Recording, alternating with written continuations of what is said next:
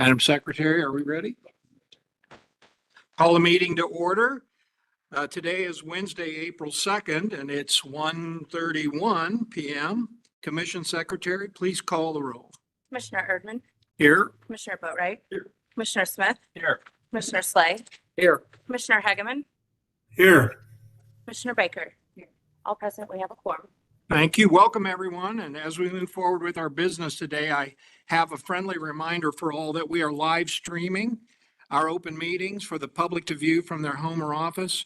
If you are speaking, please make sure you speak into the microphone and that the microphone is on so that viewers may hear what's being said. For the viewers watching online, we encourage you to subscribe to MoDOT's YouTube channel at MoDOT.video for access to these meetings and more. We're going to start our meeting this afternoon with a brief safety emphasis.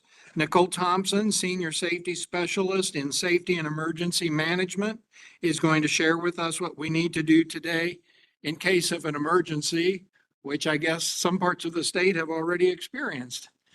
Thank you.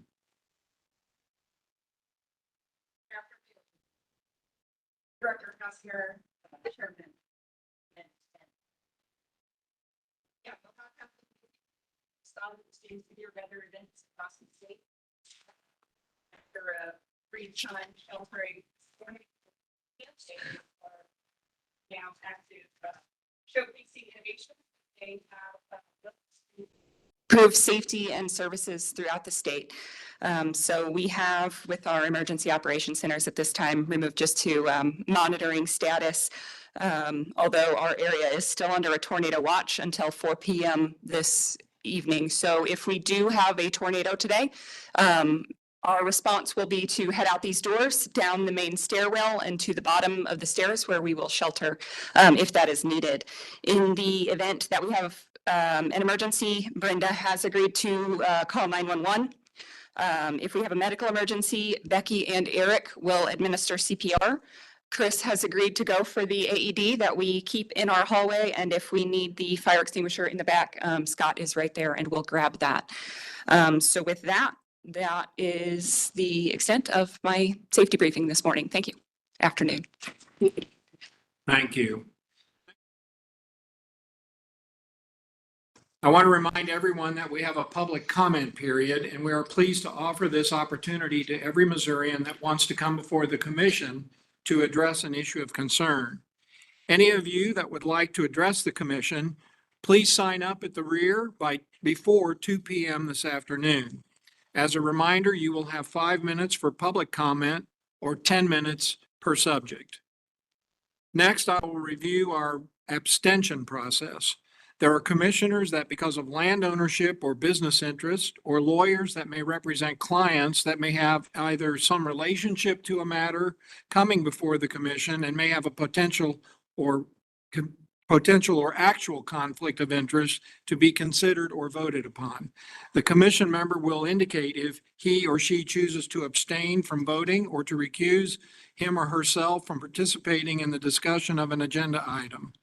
If the agenda item is divisible by contract, call, project, or the like, a commissioner may specify that particular matter and then still vote on the remainder of the agenda item. This information is provided to the commission secretary by letter in advance of the meeting. The commission secretary will duly indicate the abstentions or recusals accordingly in the minutes of this meeting. Madam Secretary, have the necessary letters been prepared? Okay, thank you. First order of business is an action item, consideration of the minutes of the regular meeting on March 5th, 2025, and the special meeting on March 4, 2025. Are there any changes, amendments, or additions? Hearing none, do we have a motion and a second for approval? So moved. Second. Been moved and seconded. All in favor of the motion signify by saying aye. Aye. Aye. All ayes, any opposed? The ayes have it and the motion carries. The minutes are approved. Next, we will take consideration of items on the consent agenda. Does anyone have need to remove any item for discussion later, to abstain from an item? Do we have a motion and a second for approval of the consent agenda as presented. Move for approval as presented. Been moved and seconded. All those in favor of the motion indicate by saying aye. Aye. Aye. Any opposed? The motion carries and the consent agenda is approved. Next, we will move to committee and board reports. Commissioners Boatright, Slay, Baker serve on the audit committee. Today, Commissioner Slay will give the audit committee report. There's no report this month. The next audit committee meeting will be in June of 2025. Thank you, Commissioner Slay. All commissioners are a member of the legislative committee, and the commission's chair and vice chair serve as co-chairs of the legislative committee. Today, Commissioner Boatright will give the report. Thank you, Mr. Chairman. On their return from spring break, the members of the General Assembly were intent on getting things done, especially in the House, as numerous bills had hearings in committees and many more were debated and passed on the House floor. Safety measures that the commission and department have supported. These legislative proposals, such as one sponsored by Representative Dave Griffin, HB 87 increases penalties for driving while intoxicated and includes stronger ignition interlock language. It has crossed over to the Senate and has been referred to the Senate Judiciary and Civil and Criminal Jurisprudence Committee. Similarly, HB 117, sponsored by Representative Jim Murphy from St. Louis, also includes the ignition interlock language. This proposal has made its way through the House committee process. I had to spin this because the light kept flashing right in my face while I was giving the. All right, so moving on. This year, the General Assembly has filed proposals that will create a federal road fund in which all disbursements to Missouri from the federal government for highway purposes would be deposited. The money in the federal road fund would then be appropriated by the General Assembly. We continue to monitor these proposals and closely, as several of them would have impacts. The impacts are as follows: uncertainty about the level of funds available for road and bridge construction projects annually, RPC and MPO participation, that's our regional planning partners and our metropolitan planning partners, their participation in project selection through the planning process, the formulaic distribution of transportation funds across the state. It could trigger a bond review and increase cost to borrow money, and will likely increase project costs for contractors who have to factor in risk of not knowing if funds will be available from year to year. So essentially, in a nutshell, if this were to happen, the amount of risk the department can take ultimately would be less than what it is today. A lot of uncertainty. The budget process is in full spring. Earlier this session, the department's budget was presented to the General Assembly and staff participated in hearings. And I actually sat in on one of those hearings as well. Next, the bills will be debated on the floor of both the House and the Senate. By the time we give this report next month, the budget should be completed. So, Mr. Chairman, with that concludes my report. I'll pass it back to you. Thank you. Obviously, we're kind of midstream in the most important period of time in the legislature's session. And so these issues are of utmost importance to us at this time. And as a matter of fact, we'll all be over at the Capitol this afternoon working on several of them. So thank you, Commissioner Boatright. Commissioner Smith serves as president of the MTFC. Commissioner, myself and Commissioner Baker are board members, and Commissioner Smith will provide the report. Thank you, Mr. Chairman. There is no report this month. The next meeting is scheduled for May 2025. That's all I have. Thank you, Commissioner Smith. Commissioners Boatright, Hegeman, and I serve on the Emperor's Board. Today, Commissioner Hegeman will provide the report.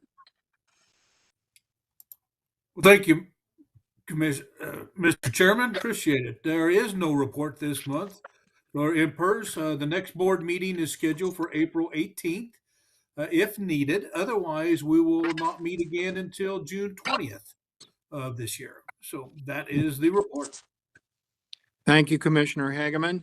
Commissioner Boatright will give the Missouri Coalition for Roadway Safety Executive Committee report. He has served and represented the commission on this body and will continue to do so in the year ahead. Commissioner Boatright. Thank you, Mr. Chairman.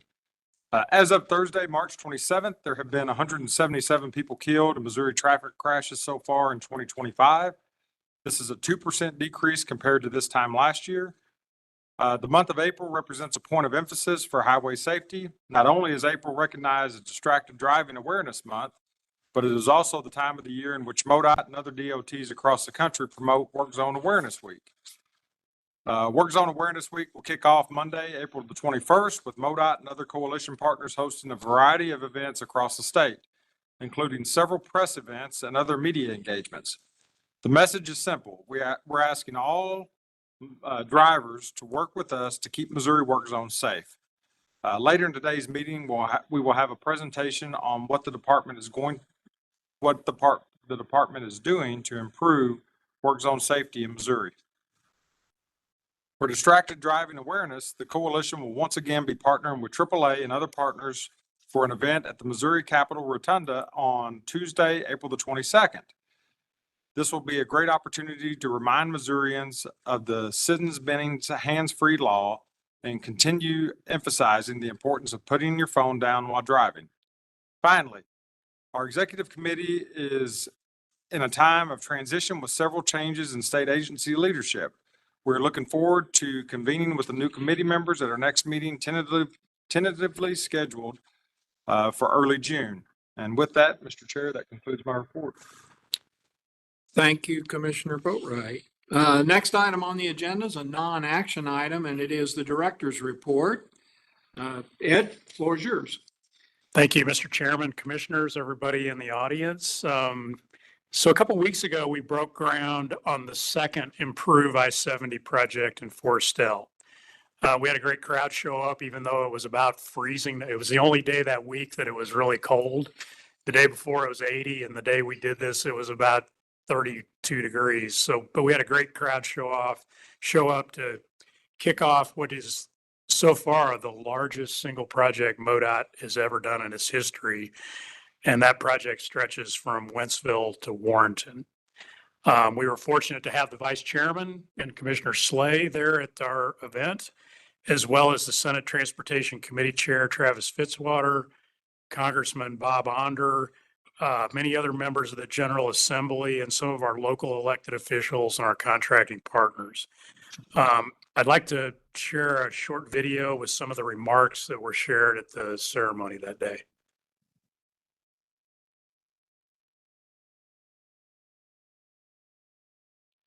My name is Eric Kapinski. I am the program director for I-70 with MoDOT across the state, and I'm excited to celebrate this historic day. This interstate system behind us, this is the first one in the country.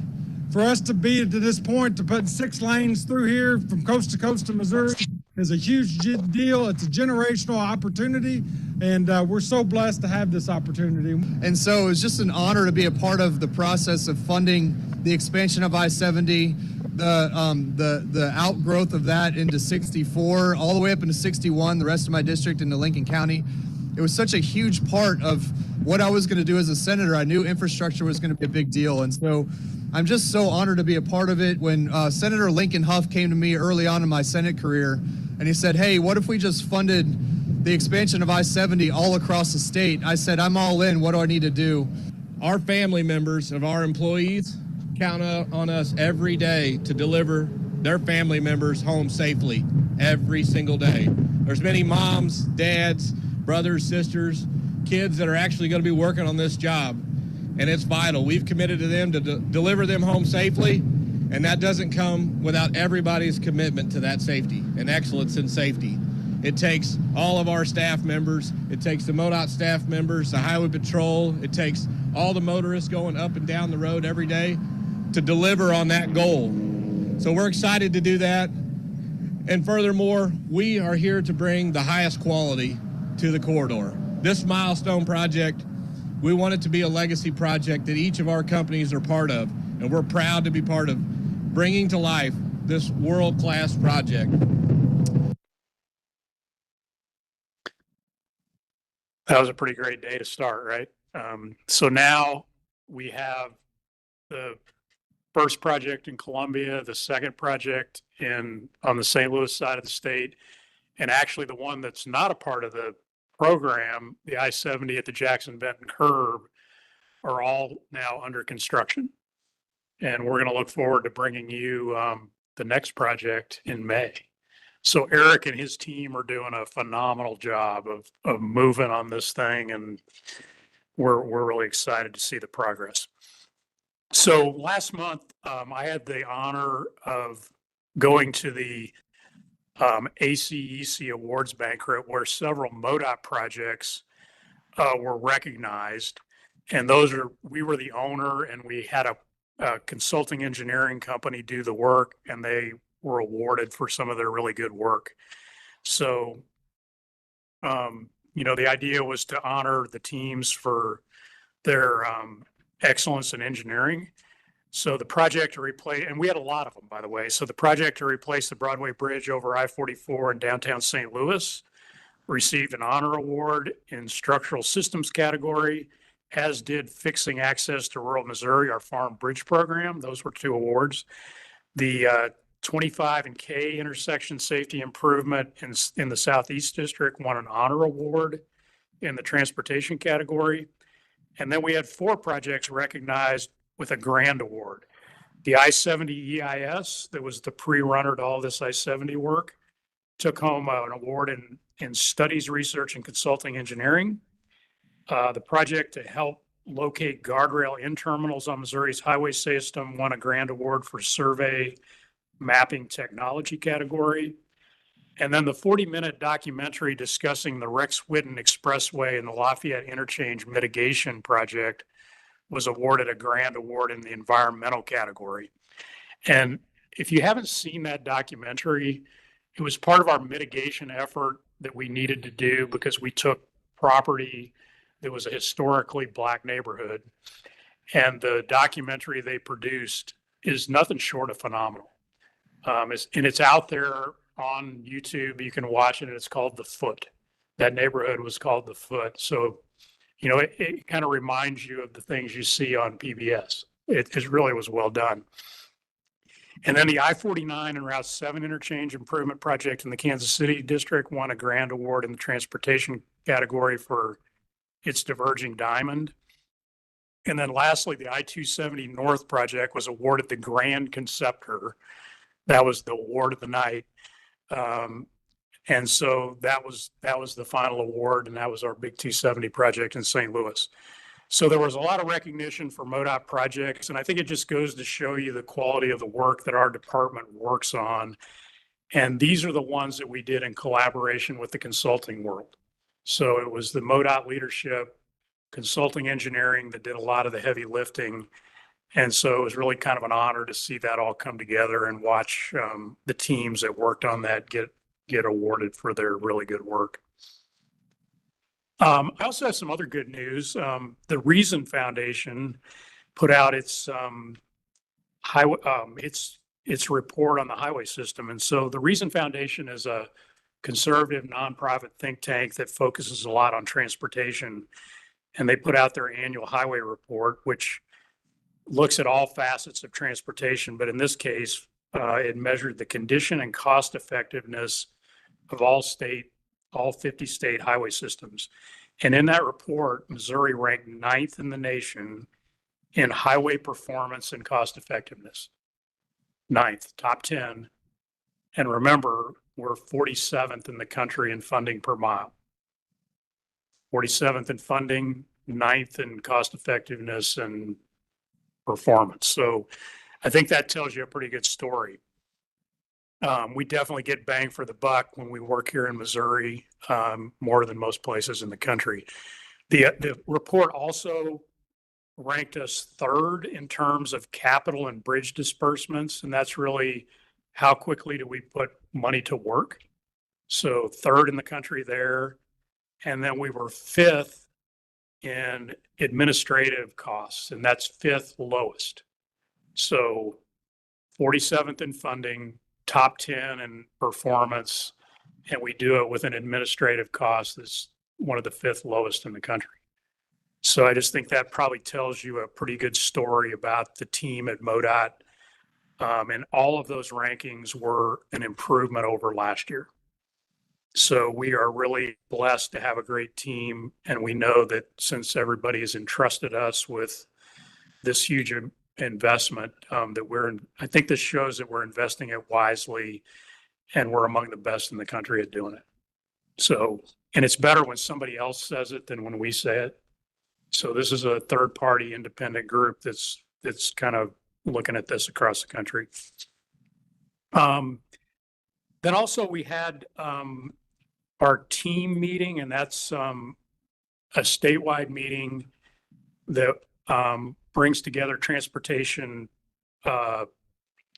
professionals across the state to look at what's going on. And so we had 42 partners and more than 600 engineers at our Transportation Engineers of Missouri meeting in St. Louis. And it was really great just to see all the collaboration and all the great work that's going on. There was a lot of presentations about safety enhancements, about innovation, about new technology, about project delivery techniques. A lot of our team at MoDOT is involved in the organization and the event, and many of those presented, shared their insights and updates on best practices and things that we've been working on. And then a lot of our partners were also doing the same. Presentations were on topics like safe work zones, the Improve I-70 update, our arterial design considerations, reducing environmental impacts, and so many more. It was a packed 3 days with a lot of engaged folks and a lot of opportunities to get educated on what's going on.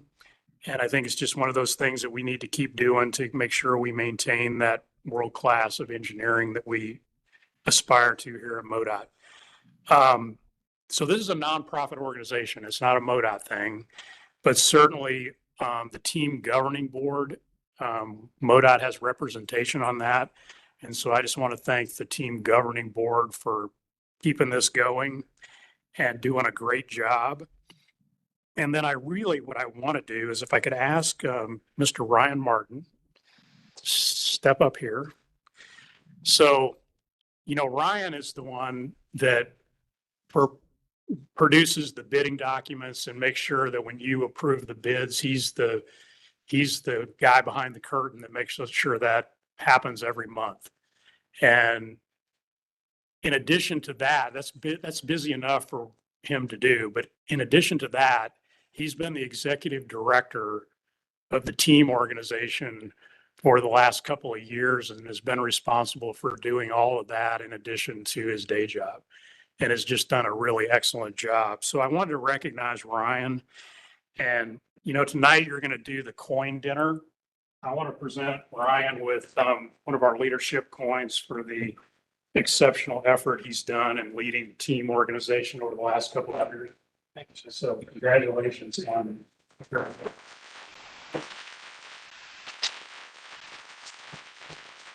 You good? Thank you.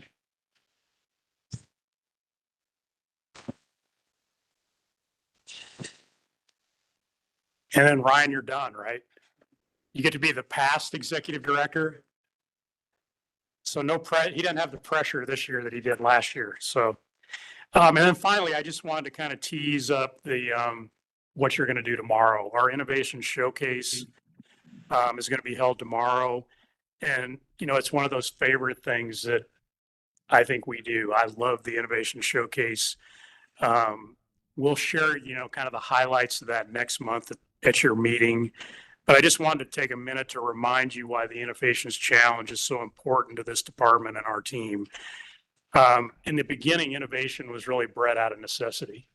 When we were in the depth of funding crisis and all kinds of problems, we were figuring out what can we do that's within our control. And we really put forward the idea that we need to make sure we're innovating every day, thinking about how we do things better. And that really was the start where it quickly gained momentum and evolved into a crucial part of our culture.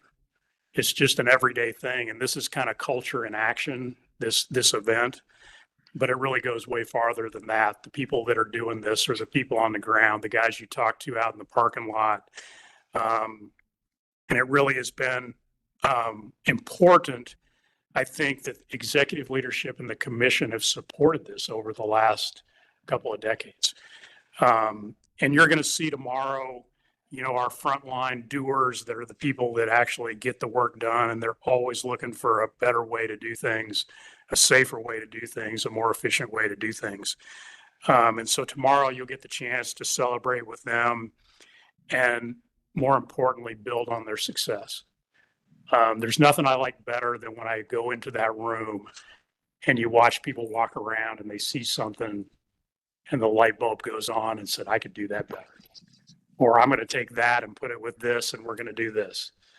It's kind of mind blowing when you see that in action. And I think you'll probably see that tomorrow in living color. So we look forward to hosting you at that event tomorrow. Mr. Chairman, that concludes my report. Thank you. Any question or comment? Yeah, just a comment, Mr. Chairman. Thank you, Ed, and congratulations again to the project teams.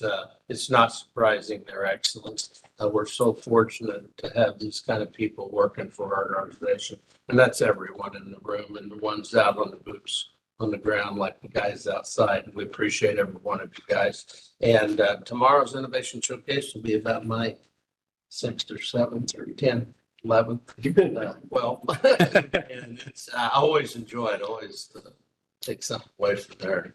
I've gone home and tried to do something with it, but I'm really looking forward to going to it. And I'm glad all the commissioners are going to be able to attend it tomorrow. So it's very exciting. It really is. So, thank you, Mr. Chairman. Thank you, Greg. Anyone else? Well, congratulations to your team, Ed, for the awards and recognitions, all of them well-deserved, well-earned. While we're on the topic of awards, I do want to mention that on March 17th, the University of Missouri College of Engineering bestowed its highest honor, the Missouri Honor Award for Distinguished Service, to none other than Director Ed Hassinger. This was, as a former curator of the University of Missouri, I can tell you this is one of the more significant awards the university gives.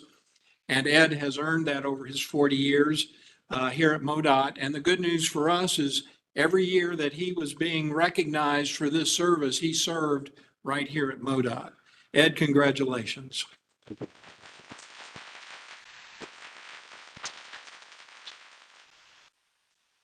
Next, we'll move to an action item, consideration of bids for transportation improvements.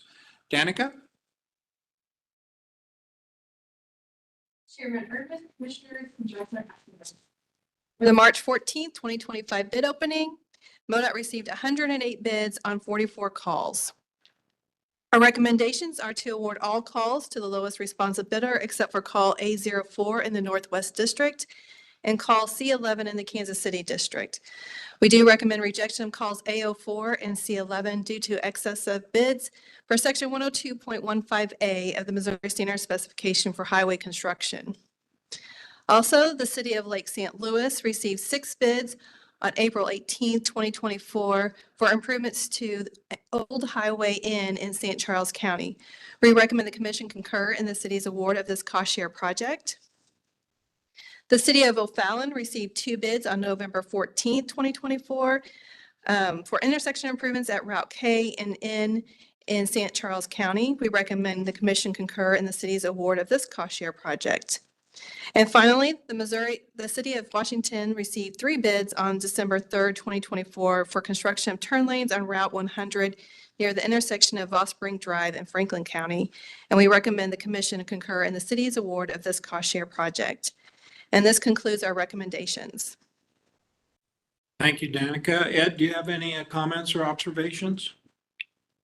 Well, I think we continue to get good bids. The industry is stepping up and we're getting multiple bids on projects. And so that is a trend we hope continues. Very good. Any questions or comments from members of the commission? I'll make a quick comment and just thank you very much, Danica, for you and your team's work for making sure that the money that we have is well spent and it's being distributed to contractors that are appropriate for the work that's being done. So thank you for that. That's very important. Making sure we're using our dollars in the most efficient way. You're welcome. Thank you. Any other comment? Commissioner Hageman, anyone else? Actually, Mr. Chairman, could I add one thing? Sure. So with this, we have used the $100 million that the legislature had appropriated for the low volume minor roads. So another 100 million has been put under contract and the work will commence going forward. So that's a huge accomplishment for the team. That is definitely worth mention. We will have, with today's letting, we will have completed the productive use of that 100 million, and good work for rural Missouri. If there are no other comments, do we have a motion and second to approve this item? Mr. Chairman, I would move to approve as presented. I'll second the motion. It's been moved and seconded. All those in favor say aye. Aye. Any opposed? The ayes have it. The bid recommendations are approved. Thank you. Do you have a budget update? Yes, today's awards are for a total of 77.6 million which is $9 million under budget. Today's awards result in a state fiscal year 2025 award total to date of 1.96 billion, which is a savings of 4.3% under budget on $2 billion worth of work. Thank you, Dan. Any questions or comments? Hearing none, thank you for your report and good work. Next is a non-action item, a work zone awareness report. John Nelson, State Highway Safety and Traffic Engineer, and Alex Wasserman, Traffic Liaison Engineer. All right. Well, good afternoon, Mr. Chairman, Commissioners, Director Hassinger, Madam Secretary. It's good to be back here again. On my way home yesterday, I was listening to the radio and the talk show host asked the question about what's one of the best indications that springtime has arrived. And then he shared his personal indicator is that there is more road work and construction happening than at any other time. And there's a lot of truth to that. And that's why we're here today, is just to continue to talk about work zone safety and raise awareness of that and share a little bit about what the department is doing to ensure that our work zones remain safe for everyone. I'm joined this morning by Alex Wasserman. He's one of our traffic liaison engineers, and in just a little bit, Alex will provide an update of many of the strategies we've implemented to improve work zone safety, as well as some of the innovative solutions we continue to look into. Before he does that, I'd like to just share again a little bit of context about work zone safety and what it is we are ultimately trying to achieve. So first, I just want to say thank you to the many team members throughout MoDOT who have put in a lot of time and energy into the improvements that Alex is going to be presenting. So you probably remember, but a few years ago, the department established a safety response team. And this team was created for the sole purpose of elevating safety throughout all department operations, including our work zones. And since then, a band of employees from all across different MoDOT departments have helped moved us to where we are today. And I'd just like to publicly pause and say thank you to the many team members that have put in a lot of work for the things that have been accomplished.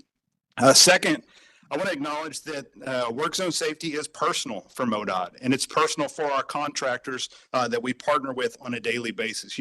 There's a reason that we present on this topic every April commission meeting. Virtually every employee in the department has either been in an active work zone themselves, or they have a personal relationship with others who are in the field on a regular basis. Every day in Missouri, approximately 2,800 MoDOT employees are serving the public out on the road, often in a boots on the ground capacity in some kind of work zone. And then on top of that, another 10,000 or so contractors are working on hundreds of construction projects throughout the state.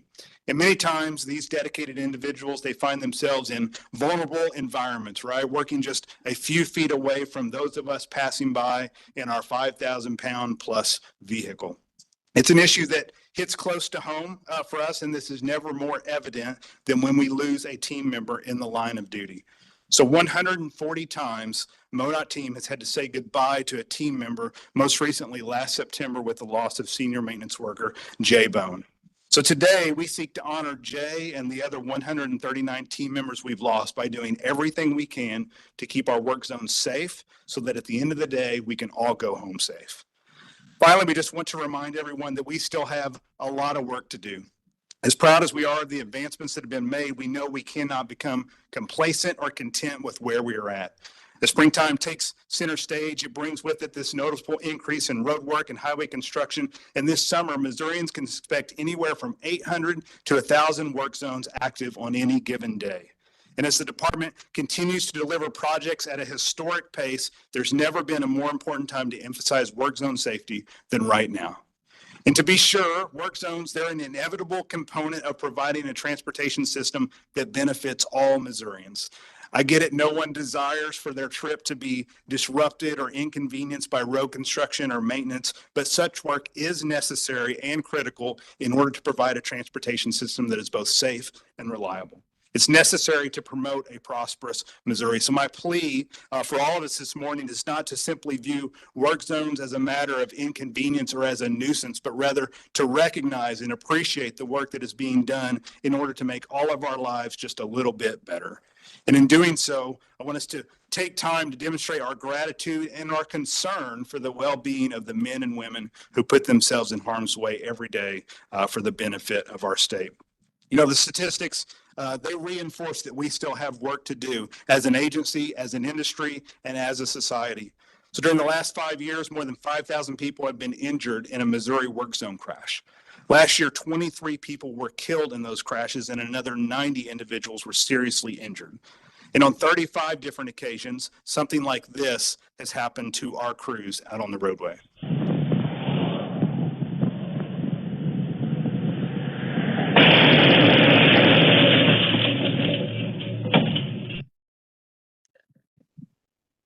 Now, the good news is these numbers are down across the board compared to 2023. A result, we hope, points to the fact that the efforts being undertaken to improve work zone safety in our state are having a positive impact. You know, in most cases, we know what's causing these crashes. People driving too aggressively and people driving distracted. So last year, half of the crashes in our work zones involved a driver who was either driving too fast for conditions or making an aggressive maneuver. Another 356 crashes involved a distracted driver. And during a relatively recent I-270 project in St. Louis, the one that the director mentioned won the award, data was collected at that site and it revealed that more than 3,200 drivers traveled through that work zone at 10 miles per hour or more above the speed limit in just an 18-hour period. During that same 18 hours, nearly 1,300 drivers came through that work zone using their cell phone. So we're all familiar with buckle up, phone down. When it comes to our work zones, a good phrase to remember is phone down and slow down. So to combat these efforts, these behaviors, and continue our forward progress, the department has engaged in a number of activities, innovations, and procedures to limit the risk and exposure of highway workers while also encouraging motorists to pay attention and slow down. So at this time, I'd like to invite Alex to come forward and share an update on some of the strategies that have been implemented, as well as some of the innovative solutions we're currently exploring.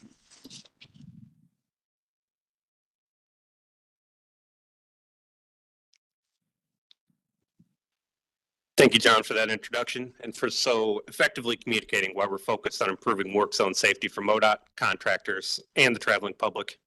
To that end, MoDOT continually reviews and refines our processes and procedures to improve as we learn more about how to best protect workers. The MoDOT Safety Response Team that John mentioned is working to identify high-risk areas and no zones to add them to risk-based assessments and typical applications for work zones. These updated drawings will emphasize to the employees using them where they should be most cautious and where they should avoid altogether in a work zone in order to stay safe. In addition to the physical signing, striping, and channelizers traditionally used to notify motorists of a work zone, we have implemented several driver information measures to warn motorists virtually. Many MoDOT maintenance and emergency response vehicles now have GPS with an alert system which could send messages about stopped or slow-moving vehicles to customers through third-party navigation apps like Waze. The system is automatically activated by certain triggers in the vehicle, such as an operator turning on the vehicle warning lights. A similar system has been used in several work zones to send an automated notification to our traffic management centers when cones are placed on the roadway or a flashing arrow board is turned on, indicating that a lane drop is present. This allows for the timely posting of DMS messages to alert motorists as soon as a work zone is active. Finally, the Work Zone Data Exchange is a national effort to standardize and make available work zone information from all states for third-party use. This information benefits navigation users and also has the potential to assist automated driving systems. Our goal over the next year is to communicate more real-time work zone information rather than static work zone information, such as when a lane closure is present on a major highway. So studies have shown that drivers have gotten more distracted over time, but pictures are worth 1,000 words. The driver in that video that John showed did not appear to slow down at all before striking the TMA. So a key to getting the attention of these distracted drivers in work zones is to improve the visibility of the vehicles within work zones. MoDOT has done things like expand the use of advanced warning vehicles to alert motorists of work ahead before they arrive at slow-moving operations like striping. Our truck-mounted attenuators now have better, more visible, changeable message boards that you can see on that slide, which can display larger arrows and are more flexible in the type of messaging that they allow. MoDOT also frequently tests innovative equipment to keep our crews, contractors, and the public safe. Not all of these will end up widely implemented, but we are willing to try new things. We refuse to accept the status quo when it comes to safety. Automated panic lights are a good example of this. 2 different systems are currently undergoing testing and development at this moment. Both systems detect when a vehicle is approaching a TMA too fast and getting too close, and will activate the vehicle's existing flashing lights and horns to get the attention of the motorist. Now, some of this equipment we had outside and we had intended to show it at the end of the day, but due to weather, hopefully some of you were able to get out there and look at the equipment prior to the meeting. A lot of our new equipment is made to answer the question, how can we keep workers off the roadway as much as possible? So from flagging, clearing debris from roadway, pothole patching, intersection pavement marking, these are all areas where vehicle technology has progressed to allow some work to be completed without leaving the cab of the vehicle. These have traditionally been some of the higher risk tasks that workers undertake, so removing workers from the roadway should result in a great safety benefit. And I would like to highlight one of our newest pieces of equipment, a pavement marking truck with a robotic arm on the right on the slide there. This truck allows workers to put down intersection pavement markings from the safety of a truck cab rather than having to get out and apply them by hand. This pavement marking truck went through an on-site demo in February, and it will be delivered and begin testing in May. We continue to expand these types of vehicles in our fleet using things like the dedicated safety funds to purchase additional pieces of equipment as they're proven successful. Another strategy MoDOT uses to improve work zone safety is public awareness campaigns like Buckle Up, Phone Down, or spreading the word about state statutes such as the sin-spending hand-free law. In addition, we're working with an Oklahoma-based group called Work Zone Safe, which can provide a state-specific online work zone course for teen drivers in Missouri. MoDOT also has contracts with our partners at law enforcement agencies on the state, county, and city level to provide enforcement of work zones and to protect MoDOT and contractor staff out in the field. And frankly, we could use their help slowing motorists down. These billboards on screen were added in the limits of the Improve I-70 project from Columbia to Kingdom City within the last month. And they really highlight the need to slow down in work zones. To help illustrate the need to slow down, I have some data here that was collected for us by the University of Missouri-Columbia within the 55-mile-per-hour work zone speed limit section of this I-70 project. Their recent analysis showed that 89% of drivers were exceeding the speed limit by 5 miles per hour or more. And this compared to only 32% of drivers in 2024 when the speed limit was the original 70 miles per hour. Also, 58% of motorists were traveling at least 10 miles per hour over the speed limit, and almost 9% of all vehicles were traveling at least 15 miles per hour over the speed limit or at 70 miles per hour in a 55 mile per hour work zone. So one additional thing that I wanted to share, we have our most recent Work With Us video to share, which addresses work zone speed.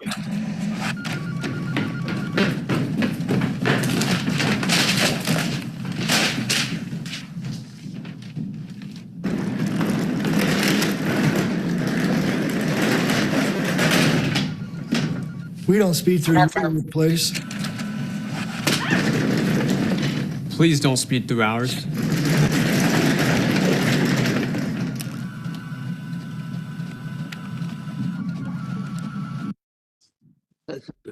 That's the reaction we were hoping for. Well, I really like that ad too.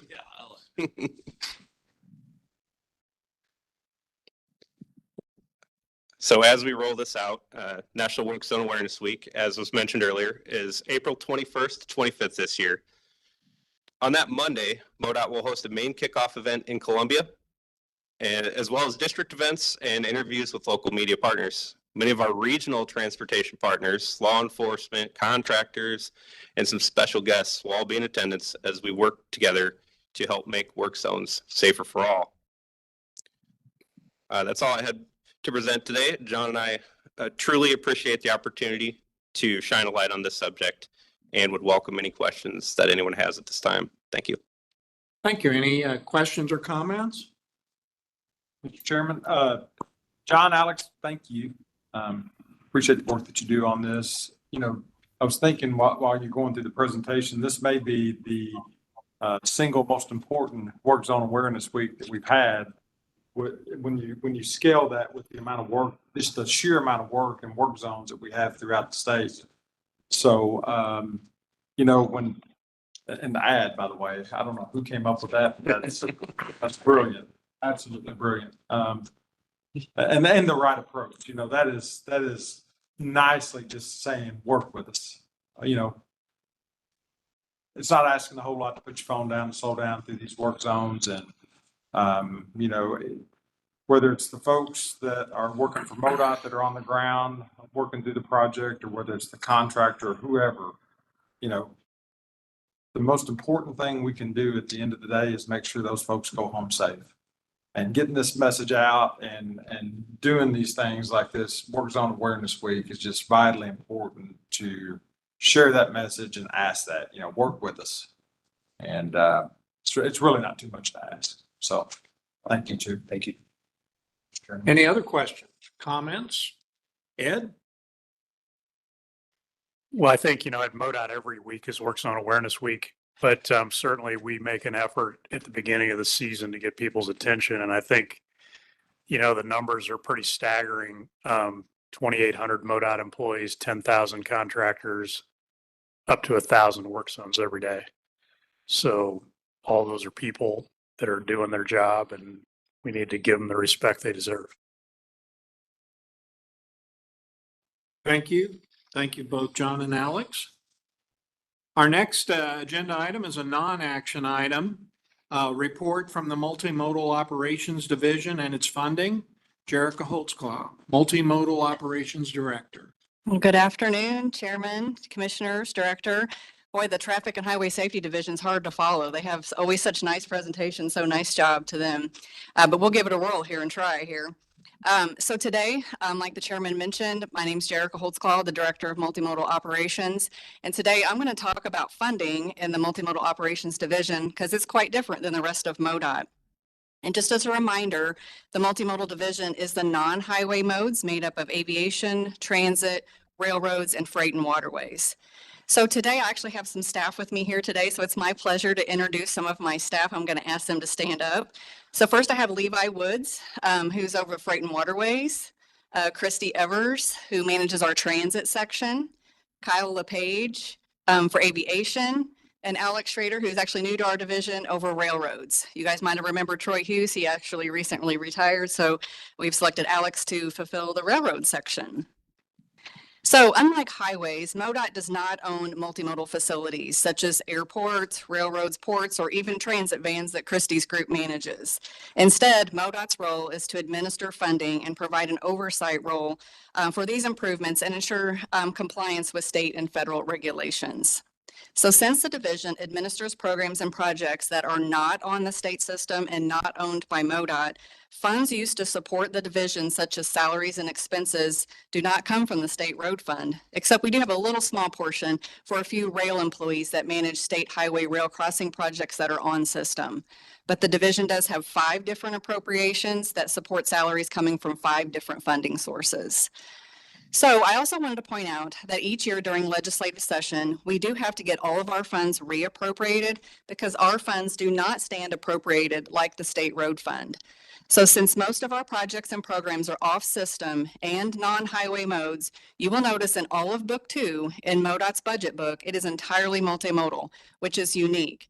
All other divisions and districts are housed in Book 1 since that's primarily the state road fund. So Eric actually has here our budget book, and you can see how thick that thing is. The first half of it is kind of all of MoDOT and state road fund. The second half of it is entirely one division at MoDOT, multimodal, which makes us very unique. So thanks for being the model there, Eric. One last reminder, the division is made up of 40 employees.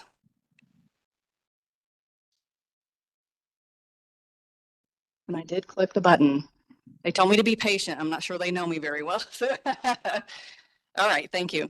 So we do work with many entities that make all of this work happen in these non-highway modes. We do work with 120 airports, both the large airports that get their federal money direct from the FAA to smaller federally funded airports where their federal money actually does run through MoDOT, and the very, very small airports that only get state funds that typically use the State Aviation Trust Fund.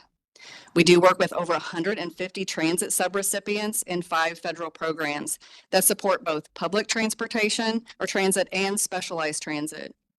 5 Class 1 railroads, 19 ports, and 2 public supported ferries. So we are working with over 300 entities on a yearly basis.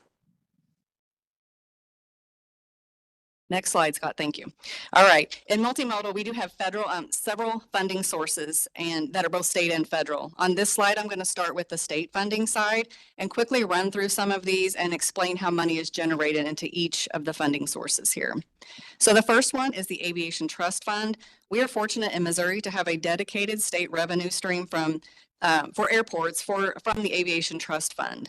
These funds are generated from a jet fuel. It's a sales tax that's 4.225%, and these funds are primarily used for aviation projects and also to support the division, the aviation section particularly. These funds are mainly for those 30 state-funded only airports because they don't receive any federal funds. Missouri also has a 9-cent per gallon general aviation fuel tax that's deposited into this account. This account typically generates $6 million per year. The second one up there is the Railroad Expense Fund. We do assess railroad companies a fee each year to cover our expenses for our staff time to perform rail inspections. And this fund generates about $2 million per year. The next one is the grade crossing safety account. Each year we get about $1.5 million from this account, and those funds are generated from a 25-cent motor vehicle registration and renewal fees. The next one is the State Transportation Fund. This fund is supported by 1% of the state sales tax on motor vehicles. This fund can only be utilized for transportation purposes other than highways, which kind of leaves us, the multimodal division. So this fund typically generates $6 million per year. The State Road Fund, which I know you all know very well, like I mentioned before, we don't get a large portion of that. We do get a small portion, however, for some rail coordination for highway crossing projects on system. And then lastly is the general revenue section, and I have a few subcategories here. Legislative designated projects. Multimodal is actually in charge of administering numerous projects selected by the General Assembly, and they are general revenue funded. And they're found throughout that large book there also. The core budget items is multimodal division has several items that are part of our core budget. That's kind of our normal ask every year that is funded by general revenue. For example, the MHTC program, which is Missouri's Elderly Handicapped Transportation Assistance Program, is funded by general revenue. That's just one example of many that's found in Book 2 in the budget book for our core budget items. And lastly, under general revenue, I just wanted to mention, this is new, the Waterways and Ports Trust Fund. This fund consists of money appropriated by the General Assembly, and it is general revenue. On a yearly basis, ports get around $12 million per year to spend on capital improvement projects and have 2 years to spend the money. And this appropriation limit is set to $20 million. This fund can also receive monies from donations and grants. Next slide, Scott. Thank you.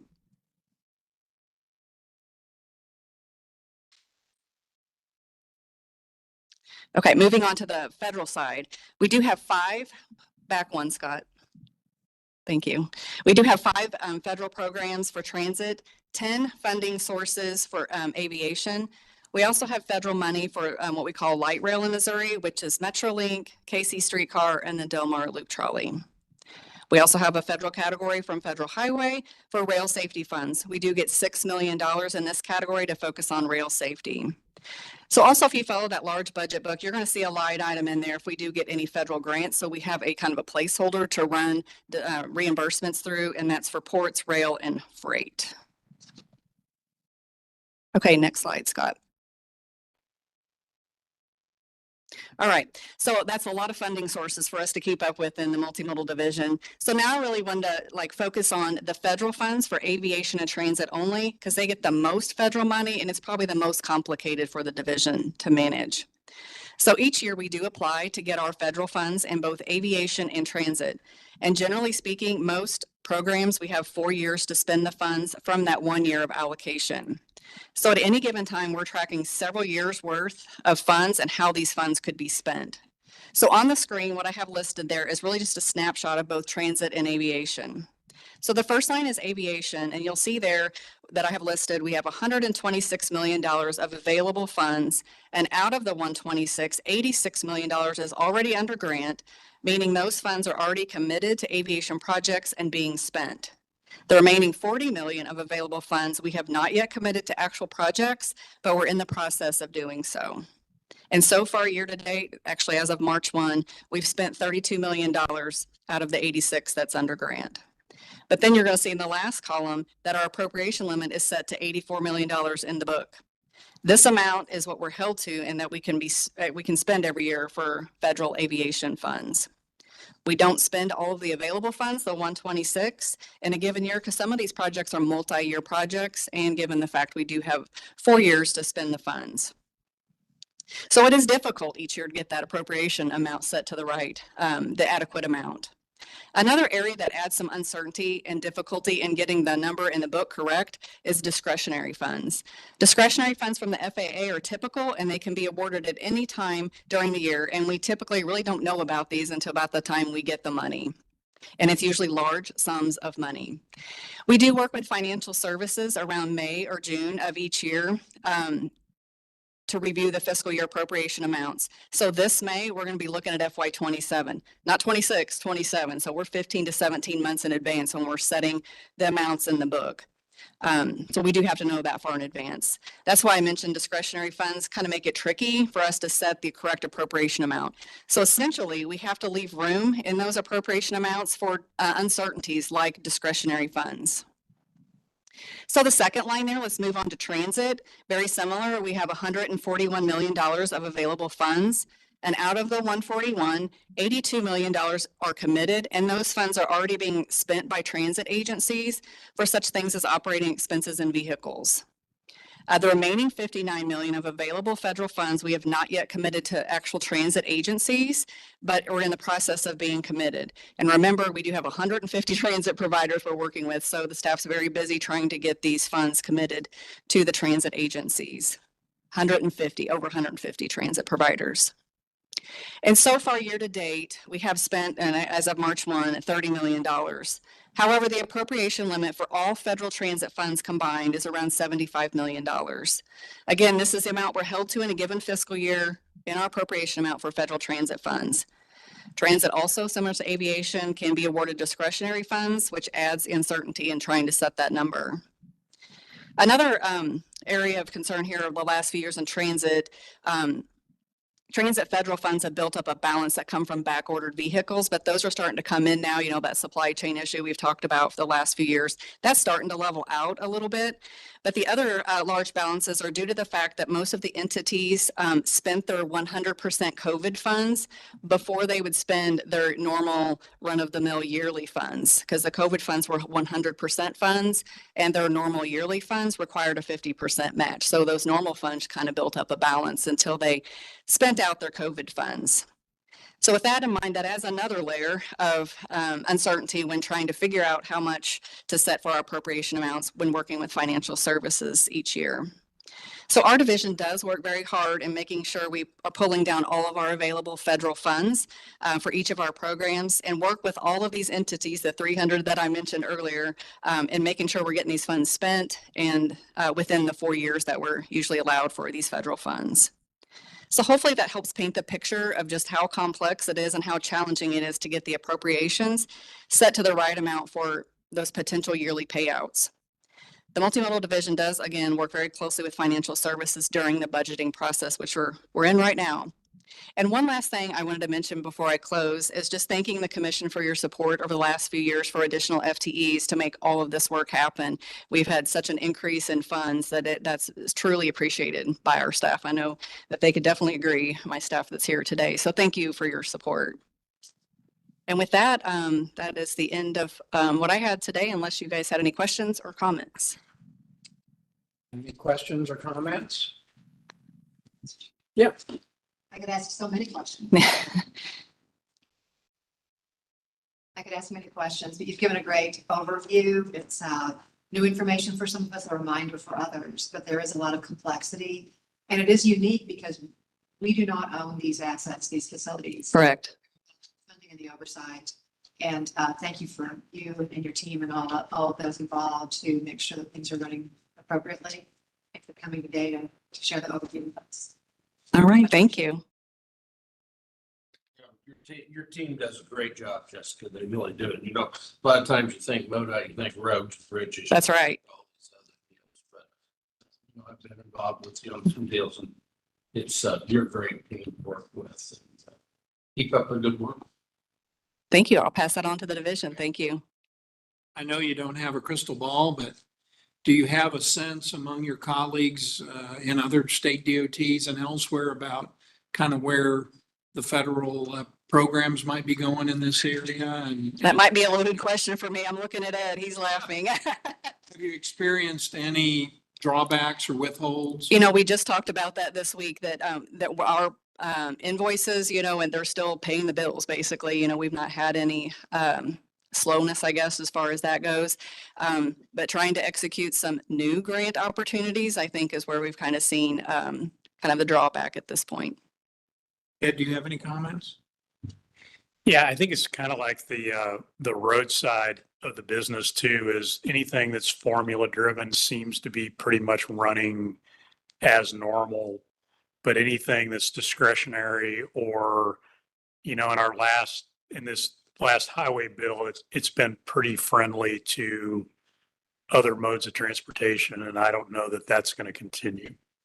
You know, if you just listen to some of the things that Secretary of Transportation is saying, I think that might be changing, but formula stuff seems to be. That's correct. Yep. On track. So maybe the risk is with the discretionary. I think so, maybe. Okay. See some nodding heads. Any other comment? Commissioner Hageman, anybody? Okay, well, if not, right. thank you, Jerica. Thank you. And thank you, Intermodal team. Yep. Appreciate all of you, and thanks for the good work you do. Okay, we are down to the public comment period. Members of the public who did not schedule a presentation before the commission may speak to the commission on transportation-related issues by having signed in at the registration desk by 2 o'clock. Comments are to be limited to 5 minutes per person and 10 minutes per topic. Madam Secretary, do we have any public comment registered? Okay. Looks like Arnie is going to join us for some comments. If you want to come forward. I wanted to start by just sharing that the last couple meetings when you have provided testimony, you opened our eyes to some shortcomings we may have had in the area of being responsive to information requests. And I'm pleased to share with you that we've taken some action, that we are now going to be posting all of the meeting materials immediately after the meeting, as we are allowed to do under the Sunshine Act. And we also are attempting to be as responsive as possible to the Sunshine Act request for information that you have filed, and I'm told we are hopefully keeping up with that. So I'm hoping today to start by telling you we got the message and we are focused on that, and I feel like we're doing a little bit better. The Sunshine Law is intended to make public entities information available, as you know. We want to comply with the Sunshine Law. It does not require us to publish meeting materials in advance, even though some public entities do that. We have elected to provide these materials as soon as the meeting has concluded. Circumstances change right up until the meeting date, and so we choose to do that. But with that, let me just begin by thanking you for calling those things to our attention, and hopefully we're going to be more responsible. With that, on topics that you haven't discussed previously, you have 5 minutes.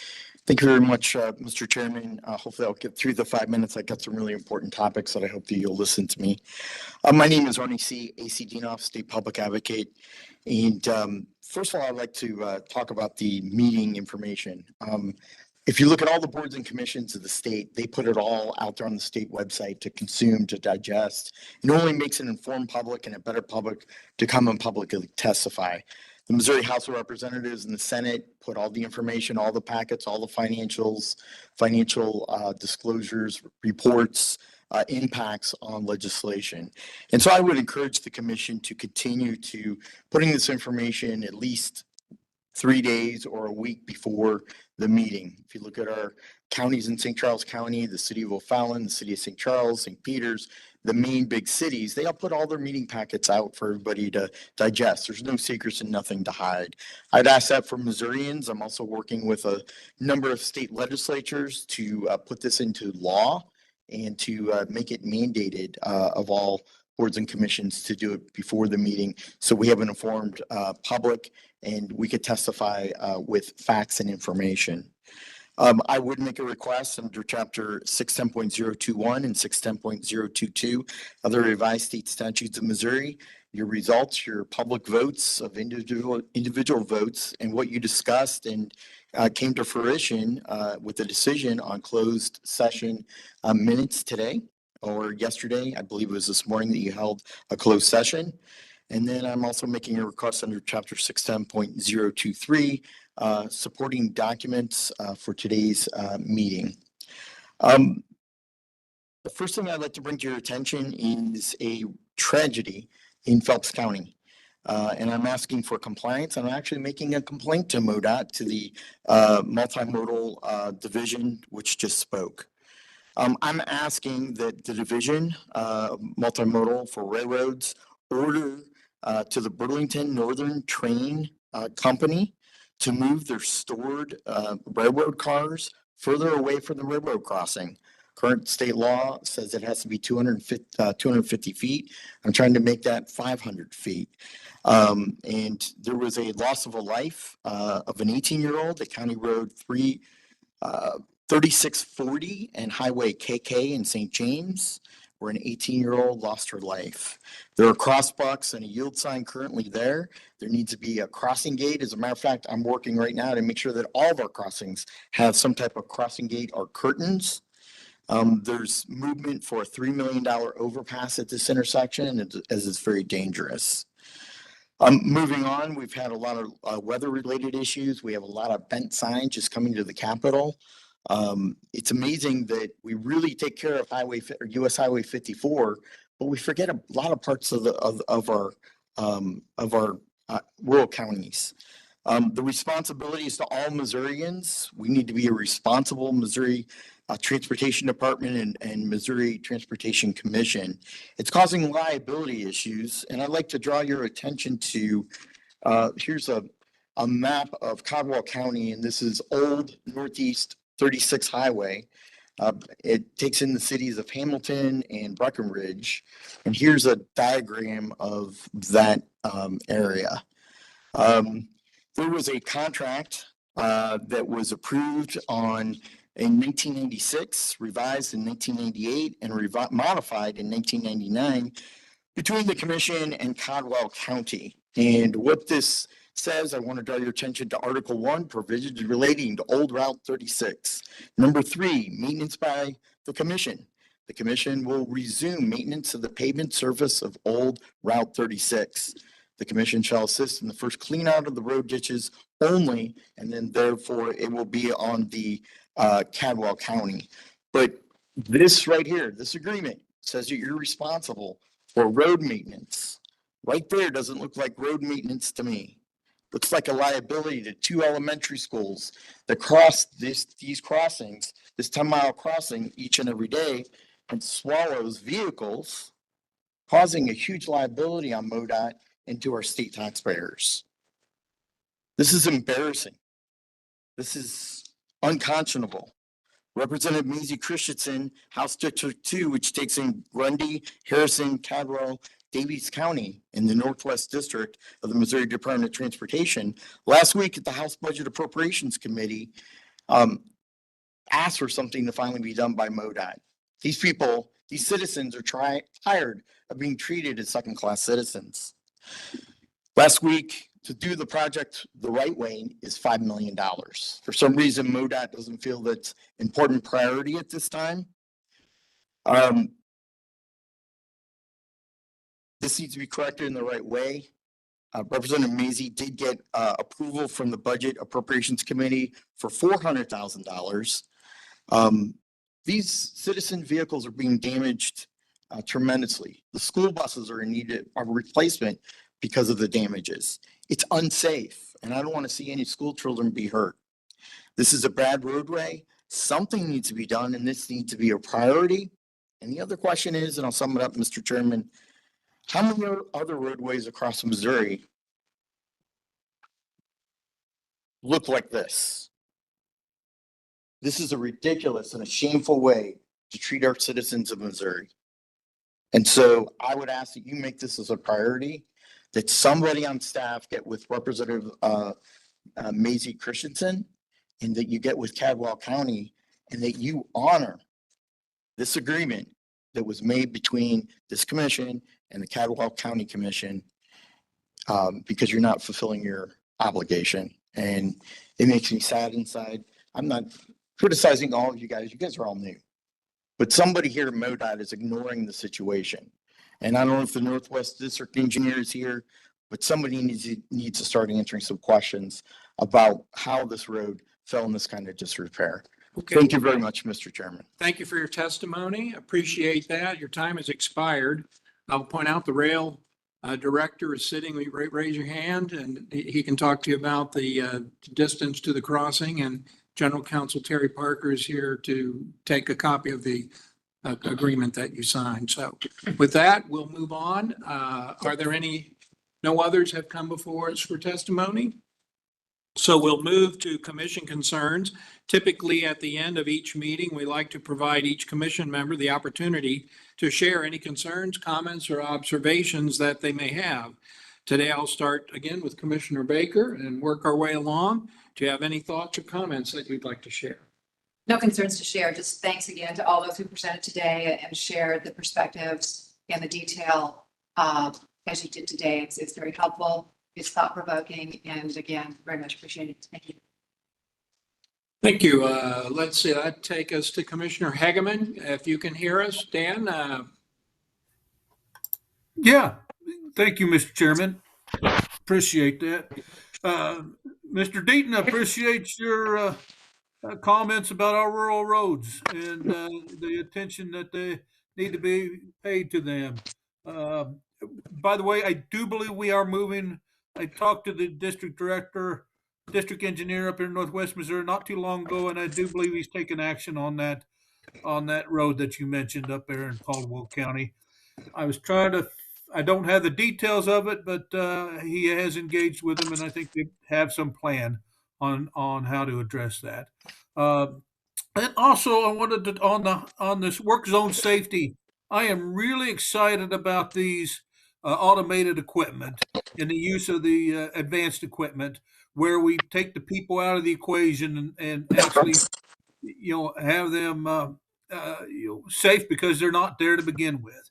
And if we can do more of that, if we get a good quality product in the process and do more of that, I'm very encouraged by that, by protecting our workers in that regard. So thank you, Mr. Chairman. Thank you, commissioners, for that opportunity to input. Thank you, Dan. Vice Chairman Boatright. Thank you, Mr. Chairman. Really appreciate everybody being here today. You know, we have a lot of needs in this state, a lot of roadways. You know, whether it be our major routes or our minor routes or low volume routes. I mean, we've got a massive system in the state of Missouri, and you know, for the last 30 years, it's been underfunded. And we get to the point to where we are today, to where we've had this influx of funds come in, and you know, it couldn't be a bigger opportunity for us to turn those tides, which the folks in this room are certainly working very hard every day to do that. The biggest thing that we can do to that, to accomplish that, is to execute. And this team is one of the best. You know, the Reason Foundation report that was done, I pay attention to those every year when they come out. And, you know, being ninth may not seem like a big deal, but when you start putting it into perspective, with the funding trends that we've had and what we've had to do without the resources to do it with, it's pretty incredible where we rank amongst other DOTs in the state. And many of you have heard me say this over and over again over my time on the commission. There's not another team, not another DOT in this country that can execute like this crew can. So I'm very proud of the work that we do every day. You know, I'll end it with this. These storms that we've had come through the last few weeks, I think, Director, you were telling us earlier that, you know, we had tornadoes come through, we had snow, we had flooding, we had all kinds of things, fire, all in the same couple of days, you know. And then you fast forward to today, you know, in southeast Missouri, we've got 15 inches of rain coming over the next 5 days. So Missouri certainly, you know, you blink and you don't know what's coming the next day, from fires to floods and from everything in between. The one thing I will say to that point is, a lot of times when we're having these emergency EOC meetings, and you may not know this, Chris, but I'm in the background of those meetings listening. And it is absolutely incredible how quickly our folks respond, how attentive they are to the needs of the public. And it really makes me proud as a Missourian for the work that each and every one of you do every day. So with that, I'll yield back. All right, and just in the nick of time, Commissioner Slay, any observations or comments? Well, I can say that really good to see everybody here today. And I know with all the weather throughout the state, there's always a lot of challenges with MoDOT and the crews with everything, and they always do a wonderful job. But just thank you all for the work that you do, and appreciate all our partners in the community as well for the support and cooperation and collaboration that you all have with MoDOT and the organization. Thank you. Thank you all. And we'll end with the Dean of the Commission, Commissioner Smith. Thank you, Mr. Chairman. Thank you very much. Well, it's good. All the presentations were good. It's always good, John and Alex, to hear about the work zone safety. And I encourage any of these guys that haven't gone to one of these events to try to make one. They're very good. Jerica, you and your team, I love all of them all. And again, it's good to see you guys and the good work you all do. Ed, thanks again for your report. And again, congratulations to your project teams and their engineering excellence. So we appreciate that very much. Fatalities, wish there was a little more than 2%. I had 2 friends got killed in a car wreck about 6 weeks ago, and speed and alcohol. And until we get that across, that you don't drive impaired and you slow down, there's no other way to get it to drop. So with that, good meeting. Thank you, Mr. Chairman. Thank you, Commissioner Smith. Well, we started the morning under severe weather warnings, And I guess we've had several very significant tornado events in Missouri today. There may be some more to come. Vice Chairman Boatright mentioned that severe flooding is in the forecast. We had the opportunity to learn a little bit more about this earlier today. It appears to me that we're prepared when the emergency team deploys their resources. They are good at what they do, and I think Missourians can take comfort in knowing that we are working closely with the National Weather Service to deploy resources in advance and be ready for such things.